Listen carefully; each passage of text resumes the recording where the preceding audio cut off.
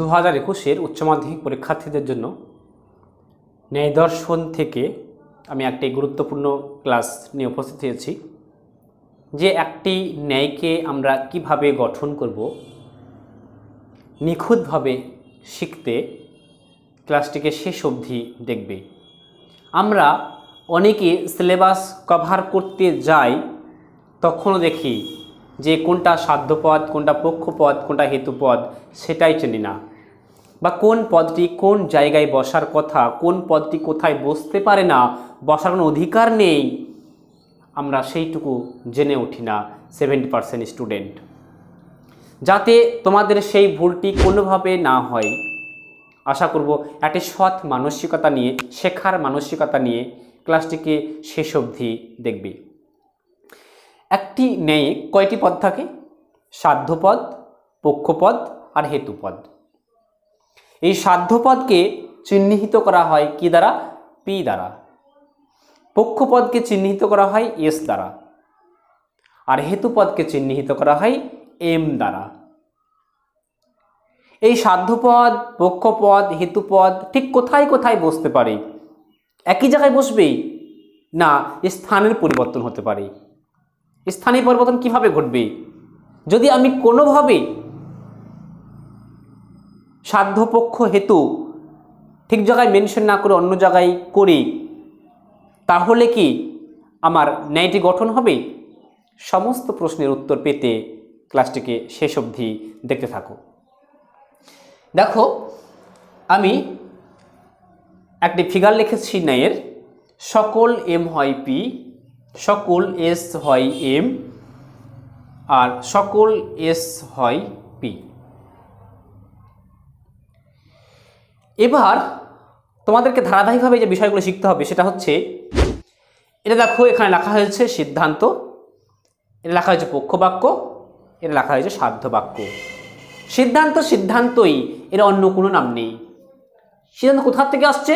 উপরে উল্লিখিত দুটি যুক্তিবাক্যর উপর নির্ভর করে সরাসরি অনিবার্যভাবে নিশ্চিত হচ্ছে সিদ্ধান্ত।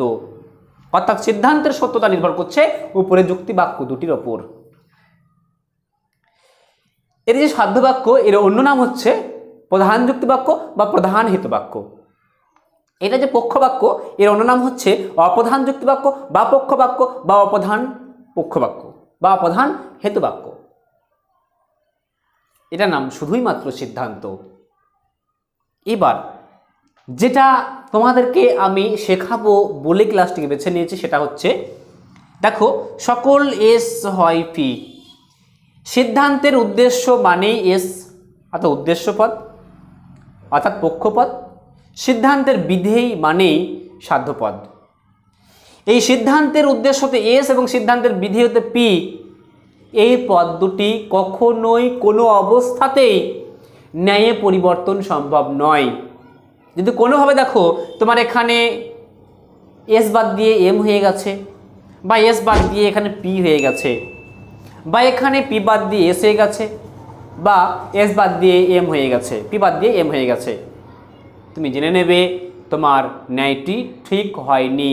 তুমি নিজেই বিচার করবে তোমার ন্যায়টি ঠিক না ভুল। আশা করছি তুমি নিজেই শিখে যাবে তোমার ভুলটা তুমি কীভাবে ধরবে, আর আমি সবটাই তোমাদেরকে আজকে এই ক্লাসে শেখাবো।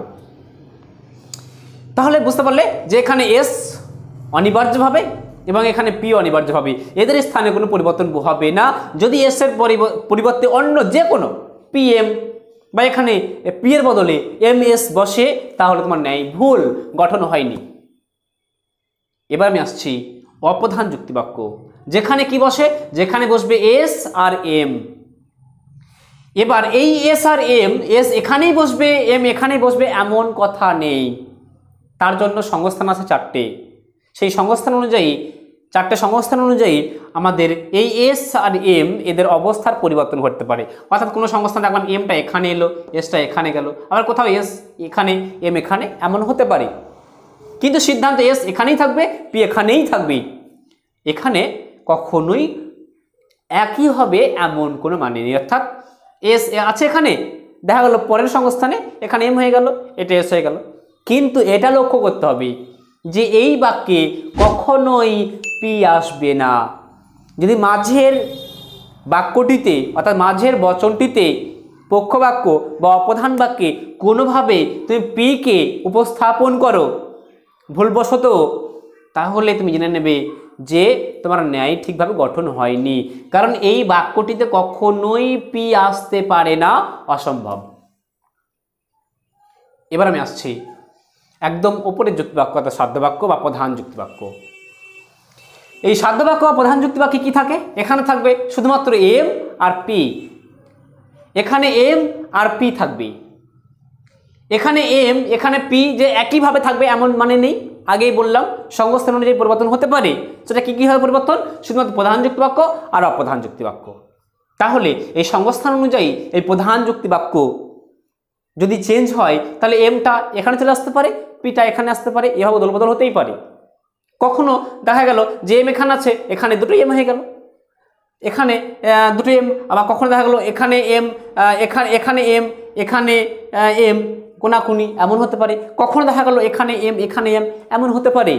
অর্থাৎ সংস্থান অনুযায়ী এই দুটি বাক্যে P M S P S M এর পরিবর্তন ঘটবে। কিন্তু তোমাকে মাথায় রাখতে হবে এখানে এম আর পি বাদ দিয়ে অন্য কোনো সিম্বল ঢোকার কোনো অধিকার নেই। যেমন এখানে এম আর পি বাদ দিয়ে কোনোভাবে এস আসতে পারে না। যদি কোনোভাবে প্রধান যুক্তিবাক্যে এস ঢুকে পড়ে কোনো একটা অক্ষরের বদলে, হয় এম বা পি এর বদলে, তুমি জানবে তাও তোমার ন্যায়টি গঠন ভুল হয়েছে। তাহলে তুমি কি জানলে ক্লাসটি থেকে? তুমি জানলে যে প্রধান যুক্তিবাক্যে শুধুমাত্র বসবে এম আর পি, অবস্থার পরিবর্তন হতে পারে। অপ্রধান যুক্তিবাক্যে বসবে শুধুমাত্র এস আর এম, অবস্থার পরিবর্তন ঘটতে পারে। সিদ্ধান্তে বসবে এস আর পি, অবস্থার পরিবর্তন হবে না। আশা করছি তোমাদেরকে ক্লাসটিকে খুব সুন্দরভাবে বোঝাতে পেরেছি এবং ন্যায়টিকে ভুল হচ্ছে তুমি সেটা নিজেই এবার থেকে বুঝতে পারবে। আর আশা করব আর তুমি দ্বিতীয়বার এই ক্লাসটির পরে আর কোনো ন্যায় গঠন করতে গিয়ে কোনো দিন কোনো ভুল হবে না। এরকমভাবে ন্যায় থেকে সমস্ত ক্লাসগুলোকে যথাযথভাবে পেতে অবশ্যই তুমি নতুন হলে চ্যানেলকে সাবস্ক্রাইব করবে, আর এই রকম একটি মূল্যবান ক্লাসকে তুমি তোমার বন্ধুদেরকে অবশ্যই দিতে ভুলবে না, তাদের সঙ্গে অবশ্যই ক্লাসটিকে শেয়ার করবে। তাহলে আজ এ পর্যন্তই, আবার দেখা হচ্ছে তোমাদের নতুন কোনো ক্লাসের মধ্যে দিয়ে।